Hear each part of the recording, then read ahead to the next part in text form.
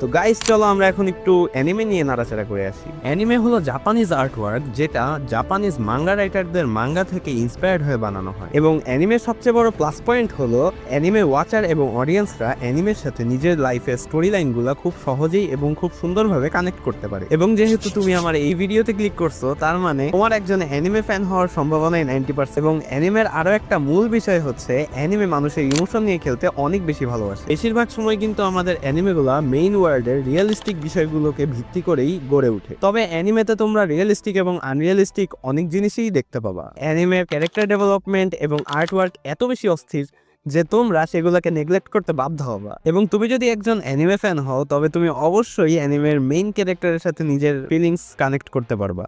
তো গাইস চলো আমরা এখন একটু অ্যানিমে নিয়ে নাড়াচাড়া করে আসি। অ্যানিমে হলো জাপানিজ আর্টওয়ার্ক যেটা জাপানিজ মাঙ্গা রাইটারদের মাঙ্গা থেকে ইন্সপায়ার্ড হয়ে বানানো হয়। এবং অ্যানিমের সবচেয়ে বড় প্লাস পয়েন্ট হলো অ্যানিমে ওয়াচার এবং অডিয়েন্সরা অ্যানিমের সাথে নিজের লাইফের স্টোরি লাইনগুলো খুব সহজেই এবং খুব সুন্দরভাবে কানেক্ট করতে পারে। এবং যেহেতু তুমি আমার এই ভিডিওতে ক্লিক করছো তার মানে তোমার একজন অ্যানিমে ফ্যান হওয়ার সম্ভাবনাই 90%। এবং অ্যানিমের আরো একটা মূল বিষয় হচ্ছে অ্যানিমে মানুষের ইমোশন নিয়ে খেলতে অনেক বেশি ভালোবাসে। বেশিরভাগ সময় কিন্তু আমাদের অ্যানিমেগুলো মেইন ওয়ার্ল্ডের রিয়েলিস্টিক বিষয়গুলোকে ভিত্তি করেই গড়ে ওঠে। তবে অ্যানিমেতে তোমরা রিয়েলিস্টিক এবং আনরিয়েলিস্টিক অনেক জিনিসই দেখতে পাবা। অ্যানিমের ক্যারেক্টার ডেভেলপমেন্ট এবং আর্টওয়ার্ক এত বেশি অস্থির যে তোমরা সেগুলোকে নেগলেক্ট করতে বাধ্য হবা। এবং তুমি যদি একজন অ্যানিমে ফ্যান হও তবে তুমি অবশ্যই অ্যানিমের মেইন ক্যারেক্টারের সাথে নিজের ফিলিংস কানেক্ট করতে পারবা।